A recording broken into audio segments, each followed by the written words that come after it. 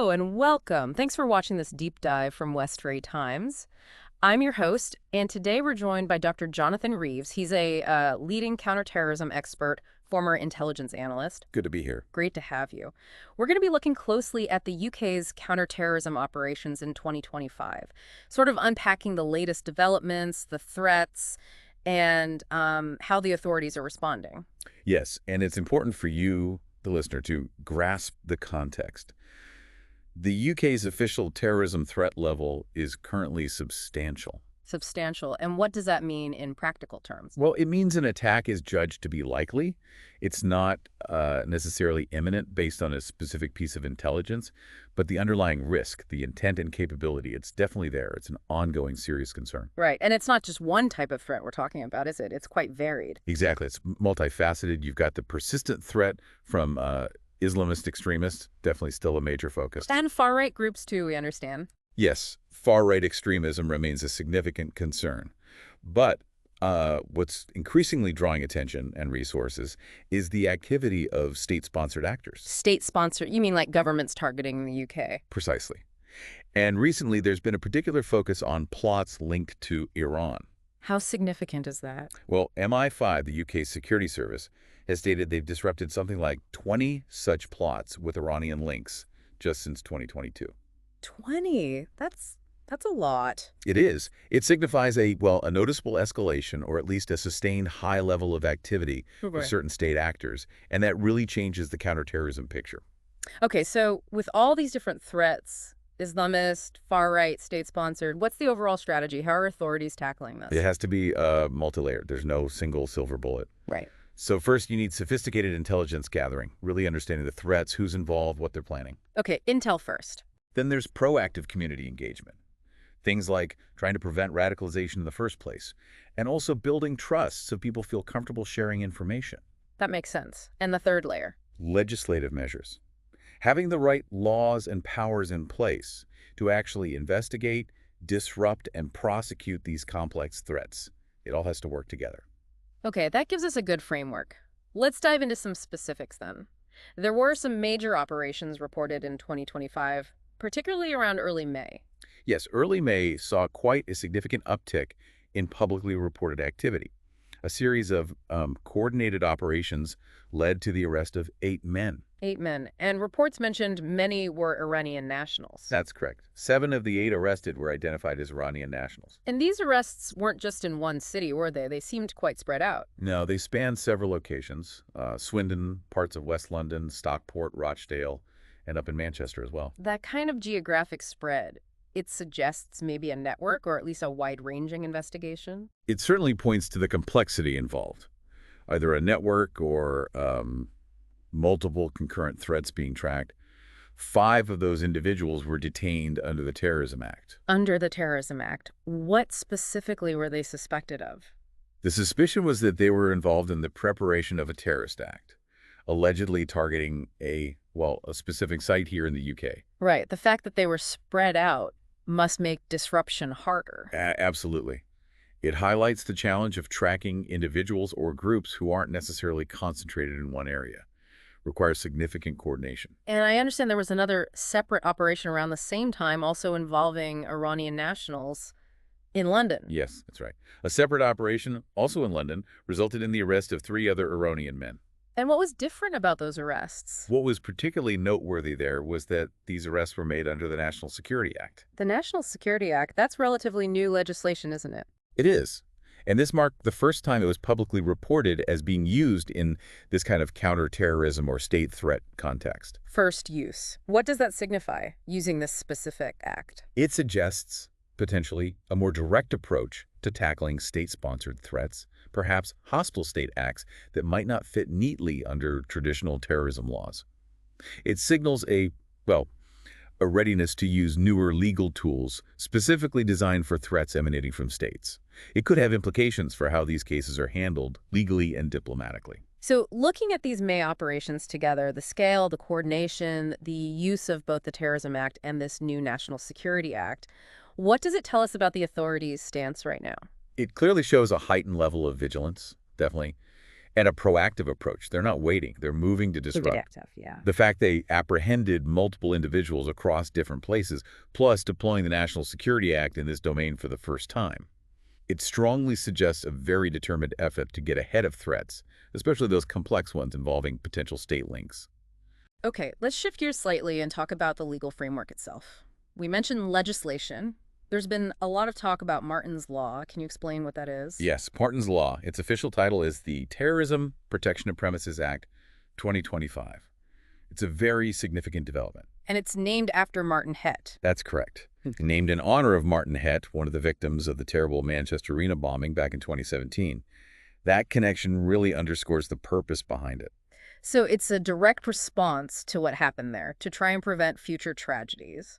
What does the law actually require venues to do? Essentially, the core requirement is for venues, specifically those hosting events, for over 200 people to take concrete steps to prepare for potential terrorist attacks. Okay, over 200 people. What kind of steps? They need to develop and implement proper security plans.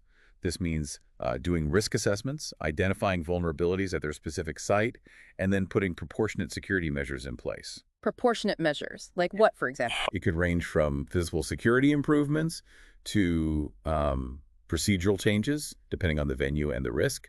Crucially, it also mandates staff training. Staff training, so people working there know what to do. Exactly. Staff need to be trained so they can respond effectively if, God forbid, an incident occurs, know the procedures, how to help people, how to communicate. It sounds like a fundamental shift, making preparedness a legal duty for these venues. It is. It moves towards a more preventative model, trying to ensure venues are better prepared. Of course, the challenge now is ensuring consistent, effective implementation across thousands of different venues and balancing security with the public's enjoyment and access. A crucial balance. Now, alongside legislation, technology must be playing a huge role in modern counterterrorism. Oh, absolutely. Technology is, well, it's indispensable now. We're seeing much wider use of advanced surveillance systems. Like CCTV, but smarter. Exactly. Enhanced CCTV, often with sophisticated analytics built in.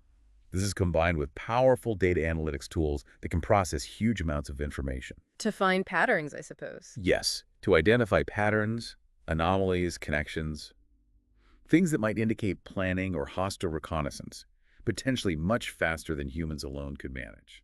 And artificial intelligence fits in here somewhere. Definitely. AI algorithms are increasingly used to sift through that data, flag potential concerns, and help analysts focus their efforts. It enhances speed and, hopefully, accuracy. Are there other technologies being deployed? Drones, perhaps? Yes, unmanned aerial vehicles, or drones, are another tool. For instance, the RAF uses its Protector RGMK-1 drones. These offer expanded surveillance capabilities, covering wider areas for longer periods, providing that aerial overview for monitoring. So it's really about integrating these different technologies with the human intelligence analysis. Precisely. Technology is a powerful force multiplier for intelligence work.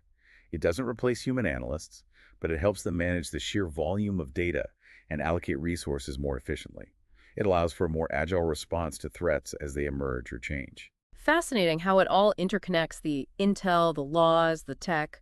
But it's not all down to the authorities and gadgets, is it? What about the community's role? No, you're absolutely right. It can't just be top-down. Community engagement is a fundamental pillar of any effective counterterrorism strategy. How does that work in practice? Are there specific programs? There are programs like Prevent. Its aim is to identify individuals who might be vulnerable to radicalization and offer them support, trying to steer them away from violence before it's too late. These programs can be controversial sometimes, but the underlying principle of early intervention is important. Beyond specific programs, what about just general public awareness? That's crucial. Encouraging public vigilance, that idea of see something, say something, is key. But it relies on trust. Trust between the public and the authorities. Yes. Fostering open communication and building trust so people feel comfortable reporting concerns. Often it's that piece of local information, something that seems slightly off, that can be critical in disrupting a plot. So empowering communities is part of the strategy. Absolutely. A society where communities feel engaged and share a sense of collective responsibility for security is inherently more resilient. It strengthens the whole security framework. It really does sound like a whole-of-society effort is needed. It has to be. Collaboration at every level, intelligence, Police, government, businesses, communities, individuals. That's what helps detect threats early and build resilience against extremism. So, looking ahead now, the threat is clearly evolving. What are the big challenges you see on the horizon, and how might strategies need to adapt? Well, the threat landscape never stands still. Adversaries are constantly adapting their tactics using new technologies. One major ongoing challenge is encrypted communications. Encrypted apps and things, making it hard to monitor. Exactly. Terrorist groups heavily rely on encrypted platforms, which makes lawful monitoring by intelligence agencies incredibly difficult, balancing security needs with privacy rights. It's a huge technical and legal hurdle. Online radicalization remains a massive challenge. The internet allows extremist ideologies to spread globally very quickly, reaching vulnerable individuals in their own homes. Combating that effectively is very tough. And any other specific concerns? We also have to manage the risks associated with individuals who might return from conflict zones overseas, potentially bringing back combat experience or extremist connections. Okay, so given those challenges, encryption, online radicalization, returnees, what do future strategies need to focus on? Adaptability is key. Intelligence capabilities must constantly evolve to keep pace with technology and enemy tactics.